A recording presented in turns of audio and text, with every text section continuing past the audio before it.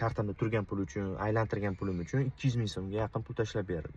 Xullas o'rtoqlar, bu salom karta ko'pchilik biladi, ko'pchilik ishlatib ko'rgan, buni imkoniyatlari, buni funksiyalari haqida hozir gapirishga hojat yo'q. Men aynan bu videoda hozir to'xtalmoqchi bo'lgan joyim, bu kartaning imkoniyatlari ichida sizga kartada turgan pul uchun 12% daromad berilishi degan joyi bor. Shu haqida hozir aytib ketmoqchiman. Bu kartani foydalanishni boshlaganimga 7 oy, 8 oy bo'ldi. Aynan sentyabr oyida menga karta ichida turgan pulim uchun eng ko'p summa tashlab berilgan oy bo'ldi sentyabr oyi. Ya'ni sentyabr oyida menga shunchaki kartamda turgan pul uchun, aylantirgan pulim uchun 200 ming so'mga yaqin pul tashlab berildi. Ko'pchilik qayerdan ko'ramiz, qanaqa bilamiz, buni rostdan tashlab beradimi yo'qmi deb savol beradi. Tranzaksiyalar bo'limiga kirsangiz o'zi keladi sizga o'sha kartadagi qoldiq mablag' uchun bonus deb sizga keladi. Nech pul tushsa, hammasi ko'rsatib boradi.